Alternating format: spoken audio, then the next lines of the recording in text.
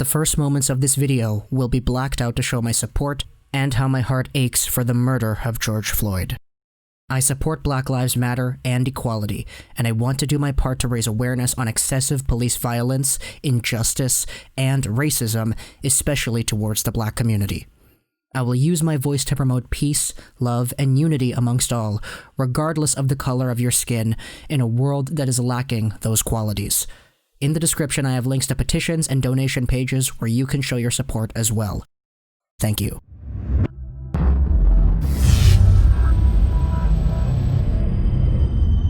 Two years ago, when I was in grade 12, it was April of 2018, I made a YouTube video talking about my expectations for Elias Pettersson, a Vancouver Canucks top prospect, arguable top prospect in the entire NHL in terms of NHL-affiliated talents, and somebody that a lot of Vancouver Canucks fans were extraordinarily excited to see step into the blue and green jersey the upcoming October. And he was extraordinarily hyped, but it wasn't shared all around. Elias Pettersson, in his final year in Sweden before coming over to the Vancouver Canucks at the start of 2018-2019, was the best hockey player in Sweden. He was the MVP. He was the playoffs MVP. He was the scoring champion in the league that year. He was the forward of the year, and he did all of this at the ripe old age of 18, 19 years old, setting the mark for the most points any junior player in the SHL has ever achieved. He beat Forsberg. He beat Kent Nilsson. He beat Henrik and Daniel Sedin, Nicholas Backstrom, a whole bunch of legends.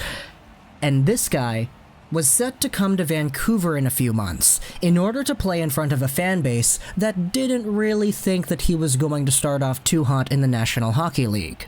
The video I made 2 years ago in April of 2018 says that I think he's going to be great. He's going to be a good player, but I was like, yeah, hold your horses, guys. This is a guy who is 170 pounds, who has never played on North American ice before, and who is getting his first taste of pro action. My prediction for Elias Pettersson back in 2018 for his rookie year was a measly 33 points. I predicted that he was going to get 17 goals and 16 assists for 33 points in his rookie season. And I was bringing up the argument that people were saying, yeah, you know, this guy might not even start in Vancouver. He may have to go to Utica. But lo and behold, the video I made a year later talking about my reactions to my predictions, talking about how Pettersson got 66 points and 28 goals. He had more assists than I predicted he would have points. And all of a sudden now Elias Pettersson is in a spot where people would consider him one of the up-and-coming frontrunners of these young guys who are going to lead the NHL as centers for the next generation of the league. Along with Connor McDavid, Austin Matthews, Jack Eichel, and a few other guys, Elias Pettersson established himself as a potential franchise-defining player. So, this video here, I know it's a very long intro, but believe me, this is one that I love talking about, is a video asking, what's next? The video I made 2 years ago predicted what Elias Pettersson could do in 2018-19, the season immediately preceding the video that I made.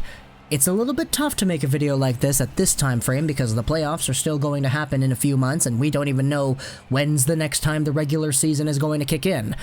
But once the 2020-2021 season comes along, and assuming that this is an 82-game season, because that's the rhetoric that the NHL has been producing, they want to play a full 82 games, what does Elias Pettersson do?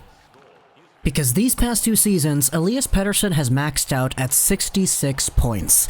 Now, the one that he just most recently completed was achieving the 66-point mark in 3 fewer games played, 66 points in 68 games rather than 66 points in 71 games. And it should be noted that Elias Pettersson has exhibited a few hotter streaks and a few colder streaks throughout his 2 years in the National Hockey League. Those will recall his 10 goals to start off his first 10 NHL games in his first season back in 2018. And those will also recall some of the slumps that he went through after getting injured by Jesperi Kotkaniemi and Michael Matheson. Those were very unfortunate. But the most recent NHL season saw Elias Pettersson have those cold streaks intermittently displayed and spliced in through the season. He ended off the season with 6 points in his last 5 games played, including a 3-point performance in those last 5 games. And there were several good streaks that Pettersson had of points going on throughout the year, so I wouldn't necessarily say that Pettersson had any downtime compared to his first season, and those are definitely reflected in the points as well. He is almost a legitimate point-per-game player. So where does that take him next season? Next season, in Elias Pettersson's 3rd year, after getting by a 2nd year where the league is supposed to have been able to catch up to this guy, because the sophomore slump usually happens in the 2nd year because NHL players now have teams that know what they're about, they've seen a full year's worth of tape on this player, and they know how to shut him down. That's usually the sentiment that goes on about the sophomore slump. But Pettersson didn't have that. He bested his points per game from his first year to his 2nd year, and now all that's left to go is up. Dare I say, Elias Pettersson would have been a 78-point player in the National Hockey League this season if he played a full 82 games. That's not something that I think is too outlandish. I mean, JT Miller was literally 6 points away from 78 this past season in 69 games. So, you know, and that's certainly something that adds to this as well. JT Miller, you got Quinn Hughes over there, you got Brock Boeser, who looks to have ignited a new playmaking style in his game, and with the hope that Brock Boeser's goal-scoring touch that he had back in his rookie year comes back for next season, we could be on the cusp of an Elias Pettersson breakout when it comes to points.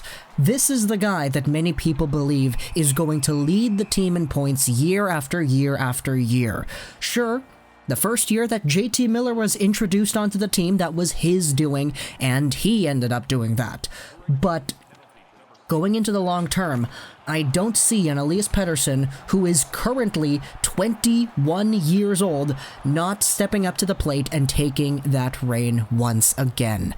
So next season, with a developed Elias Pettersson, with Brock Boeser coming back, with Miller still on the team, who knows if Toffoli is going to be here? I hope he is, but if he isn't, then we already had, 60 games-ish without Tyler Toffoli in the lineup before he was traded over here? I'm going to ride on momentum. I'm not going to buy the dip here. I'm going to ride on momentum and say that Elias Pettersson, assuming he plays 82 games next season, is getting 82 points. Let's see it. Let's see a full-on point-per-game season from EP40, and let's see that next season. No longer am I going to be short-selling my boy EP40, the guy that I covered throughout almost every highlight in Växjö in his Draft Plus 1 year when I was in grade 12 in high school, talking about his 5-point games, talking about his hat tricks, talking about his awards and all the players that he would pass in the rookie scoring race, eventually concluding with Kent Nielsen's rookie scoring record that was set all the way back when the SHL would average so many more goals per game than they did when EP was over there. I'm going to take my bets and I'm going to say, yes, let's go high. We're going to double down on PD here. No more short selling over here. I'm a believer. I'm a believer that Elias Pettersson can get 82 points if he plays 82 games next season. Now, that in itself is a big ask. First off, 82 games out of Elias Pettersson? Oh man, that's some big talking right there. That in itself is going to be a task to fulfill. And it's going to be a difficult one because EP, although I love the guy, I love how skilled he is, I love how talented he is, I love how oddly fast he is able to shoot the puck despite being so light. I love all these things. But I'd be lying if I said that Elias Pettersson was not, in some respects, fragile. So next season, not only am I expecting a full-out point-per-game run from EP40, but I'm expecting the games played too. Now, on the off chance that this doesn't happen, and I say off chance, but I acknowledge it's a pretty 50-50 chance, I would say, that doesn't happen, then hey, you know, Elias Pettersson is going to be 22, it's only going to be his third year in the league, it's not going to be the end of the world. But the potential is sky high with this player, and with sky high players, you gotta have sky high expectations. I don't want to make a fool out of myself and say that the guy's going to get 33 points entirely, and then he ends up with 33 assists plus 28 goals the next season after. That's not what I'm going to do here. So, I'm going high. What's next for Elias Pettersson, in my opinion, is greatness. Comment down below what you think about my thoughts and Elias Pettersson himself. I hope you enjoyed this video. And bye.